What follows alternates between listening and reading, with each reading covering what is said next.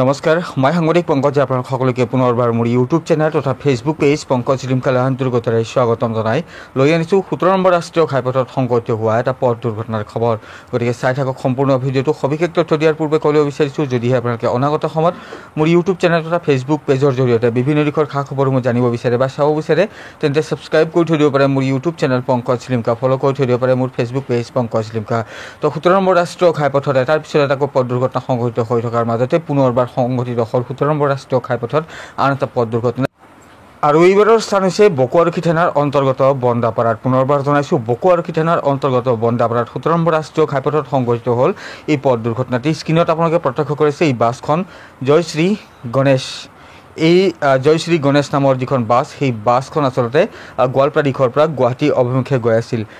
Number হৈছে AS01 GC4477। এই বাছখন গোৱালপাৰা দিশৰ পৰা গুৱাহাটী অভিমুখে গৈ থকা অৱস্থাত যি বকুৱাৰখী থানাৰ অন্তৰ্গত বন্দাপাৰা আছে, সেই বন্দাপাৰাত হয়তো পেচেঞ্জাৰ নুমাবলৈ বা উঠাবলৈ তাত ৰ'বলৈ যেতিয়া তেওঁলোকে ড্ৰাইভাৰে ব্ৰেক মাৰিছিল, সেই সময়তে গুৱাহাটী দিশে গৈ থকা এখন পালচাৰ বাইক, সেই পালচাৰ বাইকখনে নিয়ন্ত্ৰণ হেৰুৱাই বাছখনৰ পিছফালে প্ৰচণ্ড জোৰে খুন্দা মাৰে, যাৰ পৰিপ্ৰেক্ষিতত যিখন বাইক আছিল, স্ক্ৰীণত আপোনালোকে প্ৰত্যক্ষ কৰি আছে, সম্পূৰ্ণৰূপে বিধ্বস্ত হৈ পৰিছে সন্মুখ ভাগ।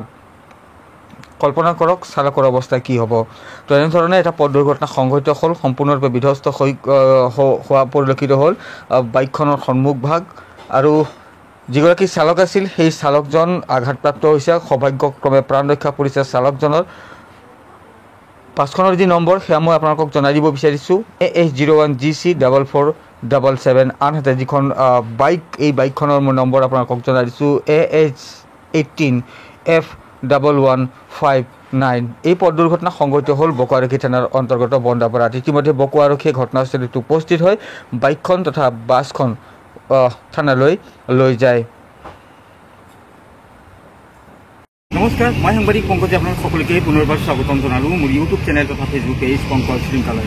আপোনালোকে মোৰ পিছফালে দেখি আছে, এইখন কেইবা লাখ টকীয়া মূল্যৰ ডাম্পাৰ বাহন। আৰু এই ডাম্পাৰ বাহনখন আপোনালোকৰ হৈ যাব পাৰে মাত্ৰ 100 টকাৰ বিনিময়ত।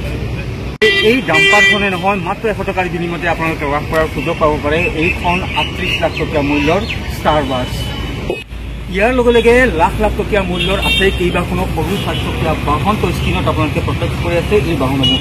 ইয়াৰ যি টিকটৰ মূল্য সেয়া হৈছে মাত্ৰ 100 টকা। আৰু আপোনালোকে যদি এই উপহাৰ যিখনৰ খেল অনুষ্ঠিত হ'বলৈ গৈ আছে, সেই খেলৰ যদি টিকট ক্ৰয় কৰিব বিচাৰে, তেন্তে স্ক্ৰীণত যিটো নম্বৰ আছে সেই দুটা নম্বৰ মোৰ হয়। আপোনালোকে আপোনালোকৰ নাম, জিলাৰ নাম তথা টিকটৰ সংখ্যাটো লিখি মোক হোৱাটছএপত মেছেজ দিয়ক।